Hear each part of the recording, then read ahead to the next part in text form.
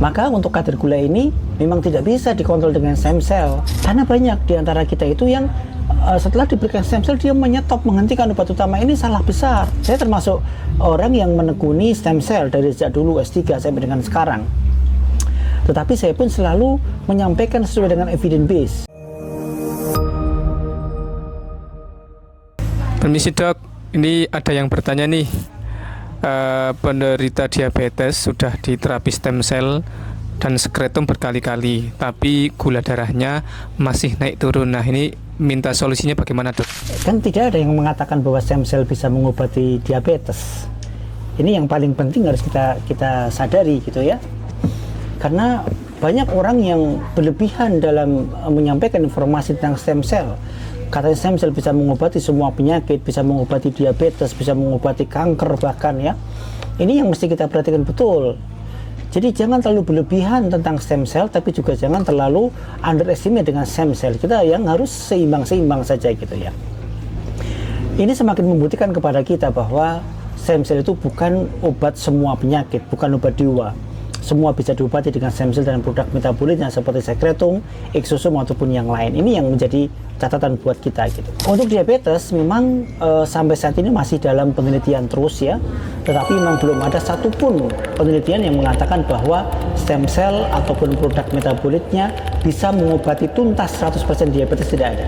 Mungkin bisa untuk mengurangi komplikasi-komplikasi diabetes seperti retinopati diabetes ke arah mata, nefropati diabetes ke arah ginjal, ataupun yang lain. Mungkin bisa. Karena memang kandungan-kandungan growth factor, sitokin, gemokin, exosome yang ada pada stem cell ini mungkin akan ke arah sana gitu ya. Tapi untuk menyembuhkan total tidak bisa. Maka untuk kadar gula ini memang tidak bisa dikontrol dengan stem cell. Saya katakan secara teori memang mungkin bisa, tapi dalam prakteknya memang masih banyak sekali kegagalan dalam penelitian ini gitu ya. Maka yang paling penting buat kita adalah informasikan tentang stem cell ini sesuai dengan evidence base, sesuai dengan penelitian yang sah, yang valid.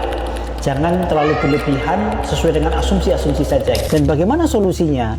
Solusinya adalah datang kepada dokter penyakit dalam bagian endokrinologi untuk diberikan obat-obat penurun gula darah. Turunkan gula darah dengan obat, dan kita boleh menggunakan stem cell ataupun produk metabolitnya sebagai adjuvant treatment, sebagai terapi tambahan, bukan terapi utama. Karena banyak di antara kita itu yang setelah diberikan stem cell dia menyetop, menghentikan obat utama. Ini salah besar. Stem cell bukan terapi utama yang meniadakan terapi utama. Tapi stem cell dan produknya adalah terapi adjuvan yang tetap berjalan beriringan bersama dengan terapi obat-obat penurun gula darah pada diabetes. Jadi jangan kemudian menghentikan obat utama dikatakan sebenarnya bisa mengobati semuanya. Ini yang tidak benar. Ini yang kadang-kadang sering saya sesalkan gitu ya. Saya termasuk orang yang menekuni stem cell dari sejak dulu S3 sampai dengan sekarang. Tetapi saya pun selalu menyampaikan sesuai dengan evidence base.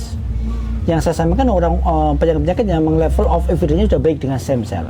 Terutama kalau di bidang kami, di bidang rematik autoimun, ya, untuk autoimun tertentu seperti SLE, RA, Sjogren, itu memang clinical trial-nya bagus.